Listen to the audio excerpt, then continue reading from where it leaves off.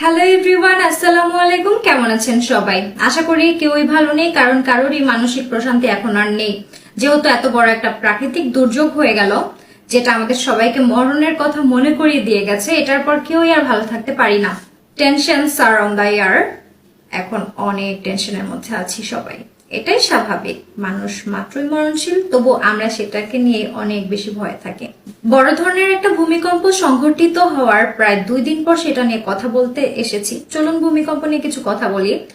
যেহেতু এটার পর আমার মনে হয়েছে যে আমার নিজেকেও সচেতন থাকা উচিত এবং অন্যদেরকেও সতর্ক করা উচিত, তাই আমি আজকে একটু কথা বলতে আসছি।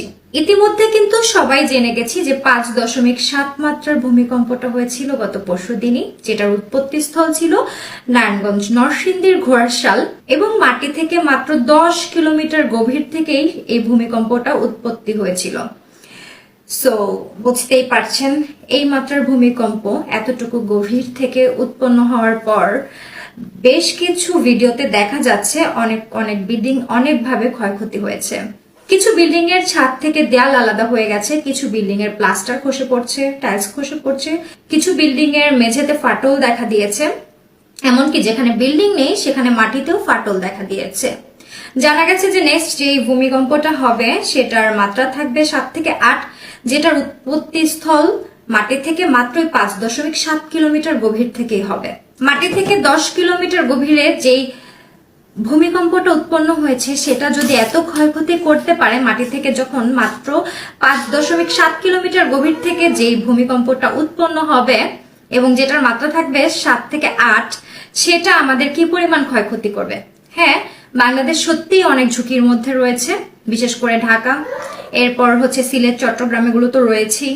আর এছাড়া আমাদের নারায়ণগঞ্জ কিন্তু মধ্যম ঝুঁকির মধ্যেও রয়েছে, তাই নারায়ণগঞ্জের মানুষেরও কিন্তু নিশ্চিন্তে বসে থাকলে চলবে না। এটা সত্যি যে আমাদের যার যেখানে যেভাবে মৃত্যু লেখা আমরা জাস্ট সেভাবেই মারা যাব। আমাদের ভাগে যদি লেখা থাকে যে বিল্ডিং এর নিচে চাপা পড়ে আমরা মারা যাব, আমরা জাস্ট সেভাবেই মারা যাব। তবে আল্লাহ বলেছেন যে জীবন বাঁচানো ফরজ আমাদেরকে নিরাপদে থাকতে এবং সচেতন থাকতে। তাই তো আমাদের মাথায় জ্ঞান বুদ্ধি এগুলো আল্লাহ দিয়ে দিয়েছেন, যাতে ভালো মন্দ আমরা বিচার বিবেচনা করতে পারি।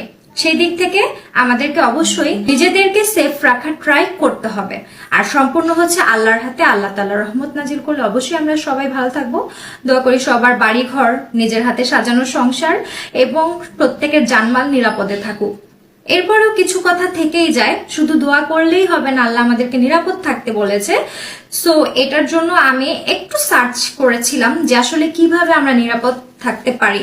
বিশেষ করে আমরা যারা ছোট বাচ্চার মার আছি, আমরা কিন্তু আমাদের বাচ্চাদের নিয়ে অনেক বেশি টেনশনে আছি। নিজেদের জন্য না হলেও বাচ্চাগুলাকে নিয়ে আমরা অনেক বেশি ভয়ের মধ্যে আছি। একটা সময় ছিল ভূমিকম্প হলে আমি বাসা থেকে বের হতাম না, বলতাম মরণ যেখানে যেভাবে আছে সেভাবেই হবে।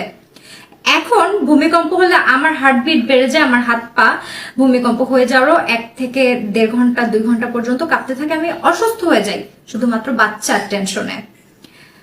সো আমরা কেউই এখন ভালো নেই। আর হচ্ছে আমরা জানি যে আমাদের সামনে বড় ঝুঁকি রয়েছে, তাই আমাদের সবাইকে উচিত নিরাপদ থাকা।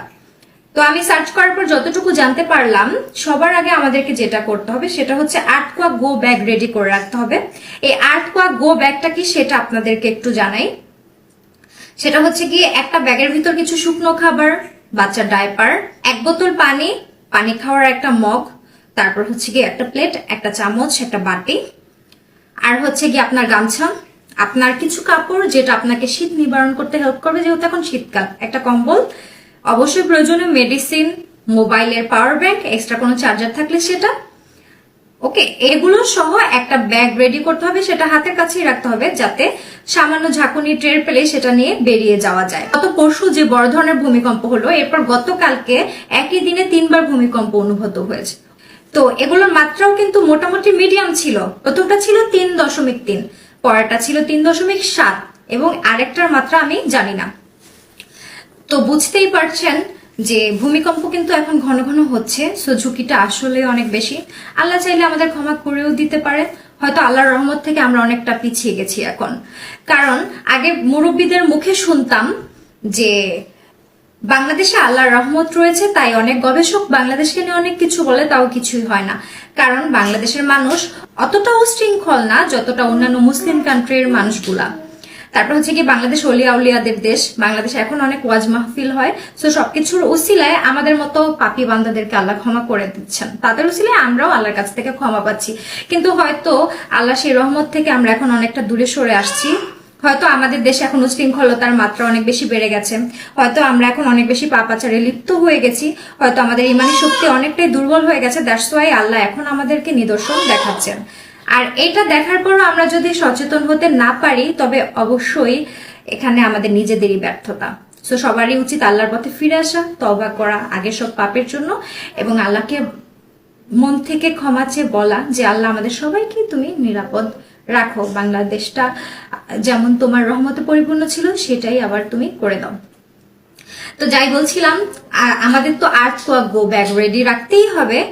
এরপর কি করতে হবে? আমরা প্রথম ভূমিকম্পটার সময় যখন নড়ছিল ভেবেছি কেউ কি নাড়াচ্ছে না আমরা নড়ছি। এমনকি এরপরে যে 3 বার ভূমিকম্প হলো তখন আমরা ভেবেছি কেউ কি নাড়াচ্ছে কোনো কিছু, নাকি আমরাই নড়ছি, নাকি ভূমিকম্প হচ্ছে। কিন্তু যেহেতু পরপর 2 দিন এমনটা হয়ে গেল, এখন কিন্তু কনফিউজড হওয়ার কিছু নেই যে ভূমিকম্প হচ্ছে। সো যখন ফার্নিচার নড়তে দেখবেন, নিজেকে অনুভব করবেন যে নিজে নড়ছেন, কিংবা আমার পায়ের তলার মাটি কাঁপছে, বুঝতে হবে ভূমিকম্প হচ্ছে। তখনই কিন্তু গো ব্যাগটা নিয়ে নিচে নেমে যেতে হবে। আর নিচে নামবেন কারা? যারা দোতলা থেকে 3 তলার মধ্যে রয়েছেন কিংবা নিচ তলায় রয়েছেন, তারা সহজে বেরিয়ে যেতে পারবেন। কিন্তু এর উপরে যারা রয়েছেন, যেমন 4 তলা থেকে শুরু করে এরপর যত তলা পর্যন্ত বিল্ডিং হয়, তারা কিন্তু নামার সুযোগ অনেকটাই কম। সো যদি সম্ভব হয় নেমে যাওয়ার চেষ্টা করবেন, আর যদি সেটা সম্ভব না হয় সেক্ষেত্রে নিরাপদ স্থানে চলে যান। টেবিলের নিচে, খাটের নিচে, ওয়ার্ড্রপের ভেতর, উপরে বালিশ, তারপর হচ্ছে ফর্ম টম দিয়ে, নরম জিনিসপত্র দিয়ে, সেগুলো দিয়ে শরীর আবৃত করে নেন।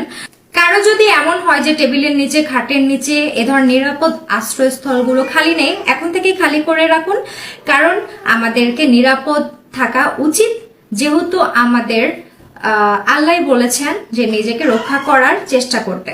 আমরা সবাই ভালো থাকবো, সচেতন থাকবো, নিরাপদ থাকার ট্রাই করব। যেহেতু সামনে একটা ঝুঁকি রয়েছে, অবশ্যই অন্যদেরকেও সতর্ক করার ট্রাই করব। আর তাছাড়া আল্লাহর পথে ফিরে আসাই হচ্ছে উত্তম ডিসিশন। আর আরেকটা কথা, সেটা হচ্ছে গিয়ে কেউ আতঙ্কিত হয়ে কনফিউজড হয়ে যাবেন না যে এখন আমার কি করা উচিত। মাথায় সবসময় এটা রাখতে হবে, এটা আর কিছু নয়, ভূমিকম্প। আর সেই ক্ষেত্রে আমার ফার্স্ট স্টেপ কি হবে, দ্রুত সেটা সম্পন্ন করুন। কনফিউজড হয়ে কি করব, আতঙ্কিত হয়ে যাব, দরকার নেই তো। একদিনে 3 বার হয়ে গেছে অলরেডি, আমরা এখন অভ্যস্ত হয়ে গেছি। আতঙ্কিত না হয়ে নিজেকে নিরাপদ আশ্রয়স্থলে সরিয়ে নিন।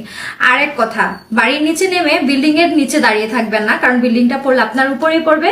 খোলা কোনো স্থানে চলে যাওয়ার চেষ্টা করবেন। ধন্যবাদ।